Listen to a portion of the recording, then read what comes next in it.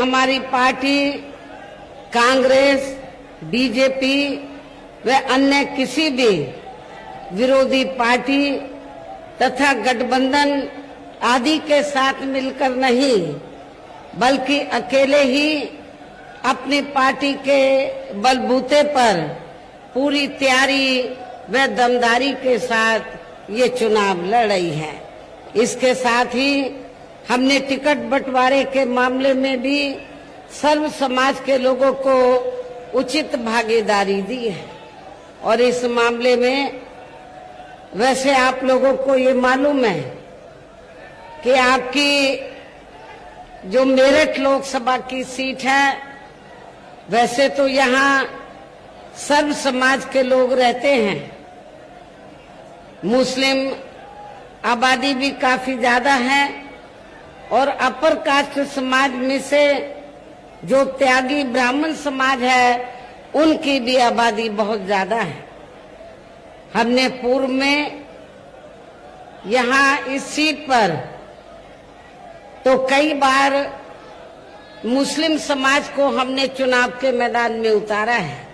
लोकसभा के लिए हमने मुस्लिम समाज के व्यक्ति को चुनाव के मैदान में उतारा है, लेकिन इस बार त्यागी ब्राह्मण समाज के लोगों की ये दिली तमन्ना थी कि बहुजन समाज पार्टी इस बार किसी त्यागी या ब्राह्मण समाज के व्यक्ति को मौका दे, चुनाव लड़ने का मौका दे। तो मेरठ जो लोकसभा की सीट है, इस सीट पर हमने त्यागी ब्राह्मण समाज की भावनाओं को ध्यान में रखकर, साथ ही इनकी आबादी को भी ध्यान में रखकर हमने इस बार इस सीट पर बहुजन समाज पार्टी की ओर से श्री देवव्रत त्यागी को चुनाव के मैदान में उतारा है, जिनको कामयाब बनाने के लिए अपनी पार्टी के लोग पूरे जी जान से लगे हैं। हालांकि आज यहाँ आपकी इकट्ठा हुई अपार भीड़, वह भीड़ के जबरदस्त जोश को भी देखकर अब मुझे भी एक काफी हद तक भरोसा हो गया है कि पिछली बार की तरह इस बार भी आप लोग अपने प्रदेश से यह लोकसभा आम चुनाव में अपनी पार्टी का बेहतर रिजल्ट जरूर लाएंगे।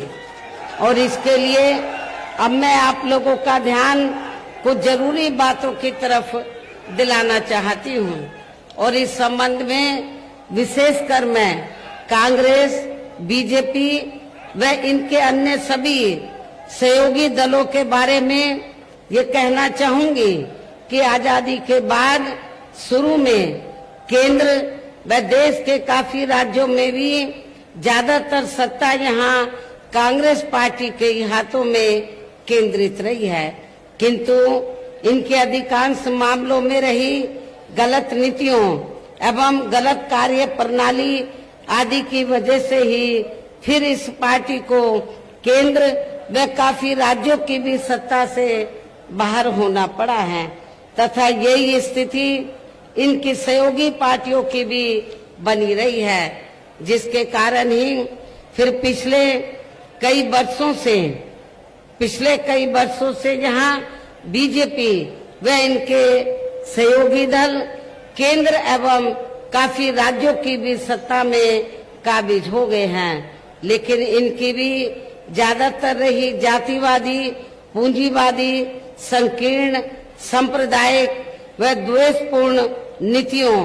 एवं कार्य प्रणाली आदि से तथा इनकी कथनी व करनी में भी काफी अंतर होने की वजह से अब ऐसा लगता है इस बार ये भारतीय जनता पार्टी भी केंद्र की सत्ता में आसानी से वापस आने वाली नहीं है, बशर्ते यदि ये चुनाव इस बार फ्री एंड फेयर होता है तथा आम चर्चा के मुताबिक वोटिंग मशीनों में भी कोई गड़बड़ी आदि नहीं की जाती है। और वैसे भी इस बार चुनाव में इनकी कोई भी पुरानी एवं नई चल रही नाटकबाजी, जुमलेबाजी व गारंटी आदि काम में आने वाली नहीं है, क्योंकि अब देश की जनता काफी हद तक इस बात को समझ चुकी है कि इनकी पार्टी ने अब तक देश के विशेषकर गरीबों, कमजोर तबकों, मध्यम वर्गीय एवं अन्य मेहनतकश लोगों को जो इन्हें अच्छे दिन दिखाने के असंख्य प्रलोभन भरे वायदे किए हैं तथा अनेकों हवाई व कागजी गारंटी आदि भी दी है, तो उनका जमीनी हकीकत में अभी तक इन्होंने लगभग 1/4 हिस्सा भी कार्य पूरा नहीं किया है, बल्कि इसके जो इनका काफी ज्यादा शोषण व उत्पीड़न आदि किया जा रहा है, तो उसे भी फिर जरूर रोका जाएगा। और ये सब हमने अपनी यूपी की रही सरकार में करके भी दिखाया है। इसके अलावा हमने यूपी में सर्व समाज में से गरीब एवं बेरोजगार लोगों को बेरोजगारी भत्ता आदि न देकर उन्हें बड़ी तादाद में रोटी रोजी के साधन भी उपलब्ध कराए हैं, जो अब ये कार्य भी अधिकांश ठंडे ही पड़े हैं, जिनको फिर सरकार बनने पर प्राथमिकता दी जाएगी। कहने का तात्पर्य ये है कि देश में इस समय हो रहे लोकसभा चुनाव में विरोधी पार्टियों के जारी किए गए उनके हवाई व प्रलोभन भरे चुनावी घोषणा पत्रों आदि के बहकावे में अब यह खासकर देश के अति गरीबों, मजदूरों, बेरोजगारों एवं अन्य मेहनतकश लोगों को बिल्कुल भी नहीं आना है। और अब इन्हें ऐसी सभी विरोधी पार्टियों को हर हालत में केंद्र की सत्ता में आने से जरूर रोकना है, जिनकी कथनी व करनी में काफी अंतर रहा है तथा जिन्हें ये लोग बरसों से काफी आजमा भी चुके हैं। ऐसे में अब मेरा यही कहना है कि आप लोगों को अपने खुद के व अपने प्रदेश एवं देश के भी हित में अपने वोटों को यहाँ कांग्रेस, बीजेपी व अन्य विरोधी पार्टियों को न देकर केवल यहाँ अपनी एकमात्र हितैषी पार्टी बहुजन समाज पार्टी को ही देना है, जो ये पार्टी उत्तर प्रदेश की तरह ही केंद्र में भी अपनी पार्टी की सरकार बनने पर फिर पूरे देश में यहाँ अपनी पार्टी की सर्वजन हिताय व सर्वजन सुखाय की नीतियों पर आधारित ही सरकार चलाएगी। इसके साथ साथ केंद्र से जुड़ी आपके क्षेत्र की जो भी यहाँ स्थानीय समस्याएं होंगी तो उन्हें भी फिर दूर करने का हर संभव पूरा प्रयास किया जाएगा। और इस मामले में आप लोगों को ये मालूम है कि आप लोगों की लंबे अरसे से ये मांग रही है कि इलाहाबाद जो हाई कोर्ट की जो बेंच है तो वो आपके मेरठ में भी बननी चाहिए, लेकिन जिस प्रकार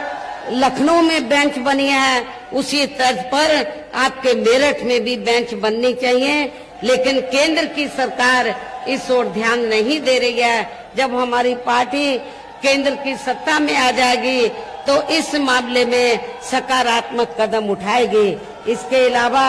आपका जो पश्चिमी यूपी है तो ये क्षेत्र, इस क्षेत्र को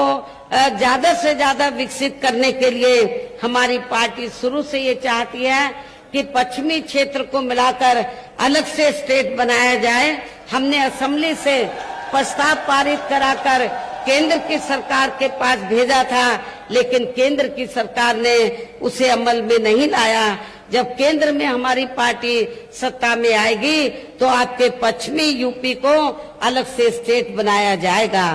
साथ ही यहाँ गरीबों, मजदूरों, बेरोजगारों, कर्मचारियों, किसानों, छोटे व्यापारियों एवं अन्य मेहनतकश लोगों के हितों का भी विशेष ध्यान रखा जाएगा। सर्व समाज में से खासकर दलितों, आदिवासियों, पिछड़े वर्गों, मुस्लिम व अन्य धार्मिक अल्पसंख्यक समाज के लोगों के विकास एवं उत्थान के साथ साथ हर स्तर पर इनकी सुरक्षा आदि के भी लिए सख्त कदम उठाए जाएंगे। और तभी फिर यहाँ वास्तव में अपने देश के महान संतों, गुरुओं व महापुरुषों में भी विशेषकर महात्मा ज्योतिबा फूले, श्री छत्रपति शाहू जी महाराज, श्री नारायण गुरु, बाबा साहब डॉक्टर भीमराव अंबेडकर एवं मान्यवर श्री कांशीराम जी आदि का अधूरा राज सपना जरूर साकार हो सकता है, जिनको यूपी में हमारी पार्टी की रही सरकार द्वारा हर स्तर पर पूरा आदर सम्मान दिया गया है। इन्हीं खास बातों के साथ ही अब मेरा देश व आपके स्टेट के भी हित में, आपके क्षेत्र के भी हित में यही कहना है कि हमारी पार्टी ने यह आपकी मेरठ लोकसभा की सीट से जिनको चुनाव के मैदान में उतारा है, जो यहाँ आपके सामने मंच पर भी मौजूद हैं, तो उन्हें आपको जरूर कामयाब बनाना है, जिसके लिए यहाँ पार्टी के सभी स्तर के छोटे बड़े पदाधिकारी एवं कार्यकर्तागण आदि पूरे जी जान से लगे हैं। और अब अंत में मेरा यही कहना है कि आप लोगों को वोट पड़ने वाले दिन यहाँ बीएसपी के अपने मेरठ के लोकसभा प्रत्याशी को अपनी पार्टी के हाथी चुनाव चिन्ह के सामने वाले बटन को दबाकर इनको जरूर कामयाब बनाना है।